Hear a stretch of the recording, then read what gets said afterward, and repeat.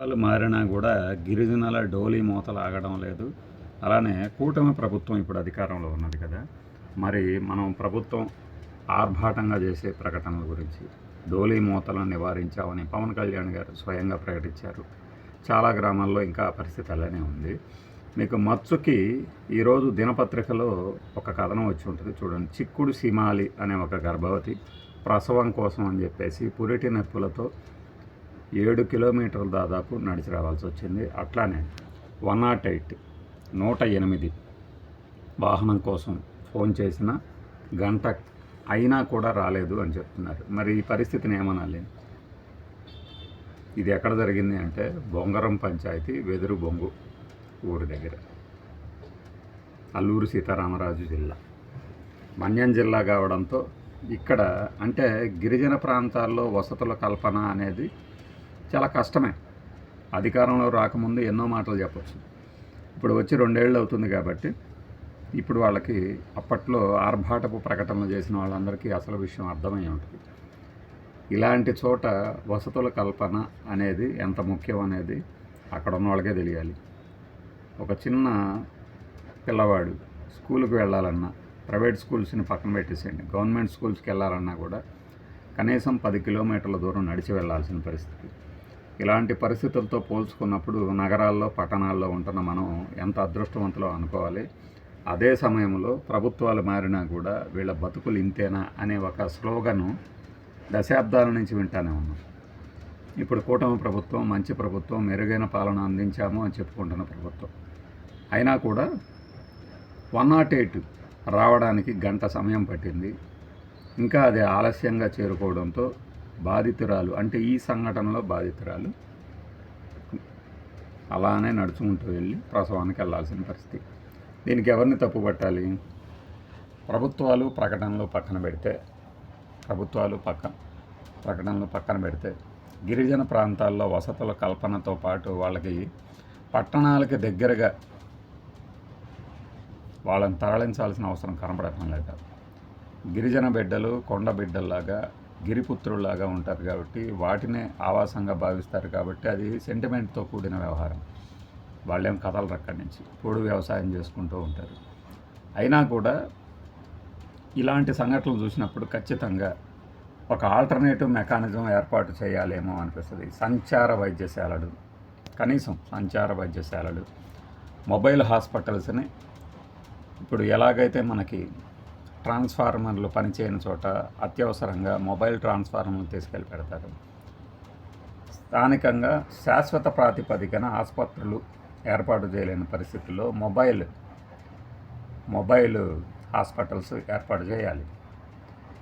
మీకు పలానా ప్రాంతంలో డెలివరీకి సిద్ధంగా ఉన్నారు అంటే ఆ యుద్ధ ప్రాతిపదికన ఆ మొబైల్ హాస్పిటల్స్ పావు గంటలో అక్కడికి చేరుకునేలాగా వసతులు ఏర్పాటు చేయాలి.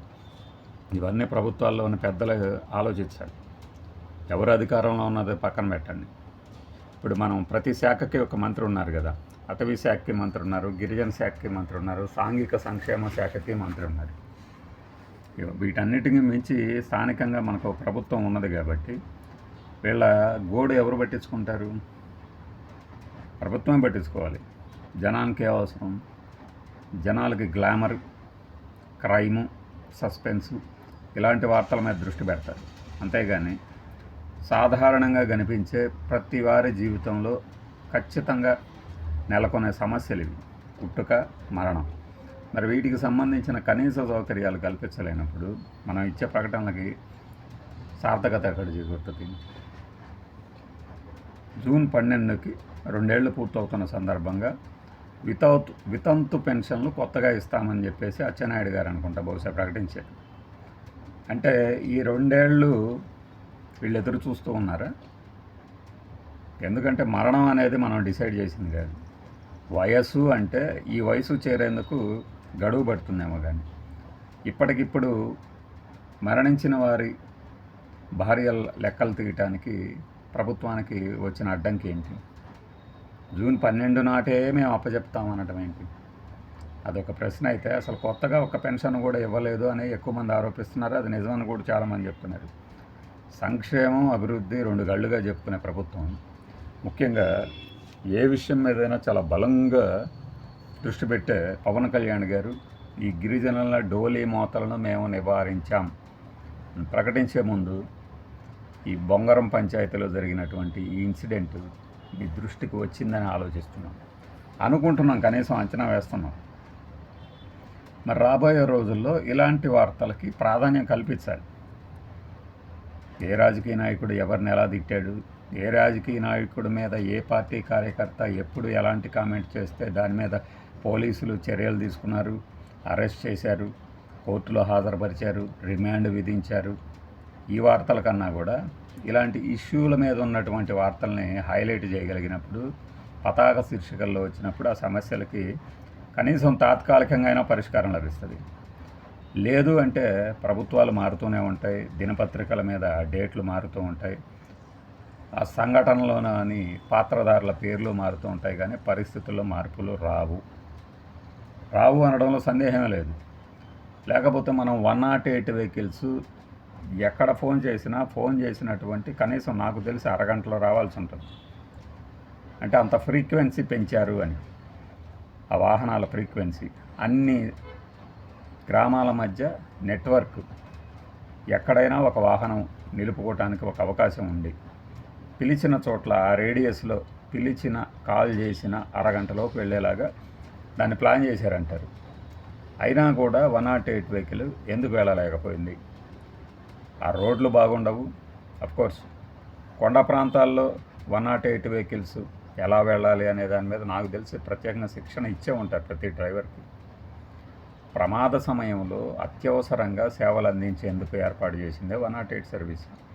అలాంటిది అవే ఆలస్యంగా వెళ్తే అంబులెన్స్కి 108 అంబులెన్స్కి తేడా ఏమిటి? అట్లానే మనము ఎంత మాట్లాడుకున్నా సరే నిమిషాల తరబడి, గంటల తరబడి సమస్యలు వచ్చినప్పుడు మాత్రమే ఇలా ఆర్భాటం, హడావిడి, సమీక్ష ఇవి చేసే బదులు అసలు ఒక ఇన్సిడెంట్ని కేస్ స్టడీగా తీసుకొని, ఇంకా ఇవన్నీ మనం చెప్పాల్సిన అవసరం కూడా లేదు అసలు. ప్రతి అంగన్వాడీ కేంద్రాల్లో, మాతా శిశు సంరక్షణ కేంద్రాల్లో ఆ ఊర్లలో ఉన్న గర్భవతులు, డెలివరీకి సిద్ధంగా ఉన్న వారి జాబితా తయారుగా ఉంటుంది ఎప్పటికప్పుడు. ఎందుకంటే వాళ్ళకి ప్రతిరోజు బాలామృతమో లేకపోతే గర్భిణీలకు ఇచ్చే న్యూట్రియంట్ పోషకాల ఆహార పదార్థాల బదిలీ వీళ్ళ ద్వారానే జరుగుతుంది, కార్యకర్తల ద్వారానే, అంగన్వాడీ కార్యకర్తలు, ఆశా కార్యకర్తల ద్వారానే. అలాంటప్పుడు వారికి అందుబాటులో వాహనాలను ఉంచాలా వద్దా? వాహనాలు లేకపోయినా వైద్య సహాయం కోసం ముందు రోజే అక్కడికి చేరుకోవాలనే ఒక సమాచారం అన్న ఇవ్వగలిగి ఉండాలి.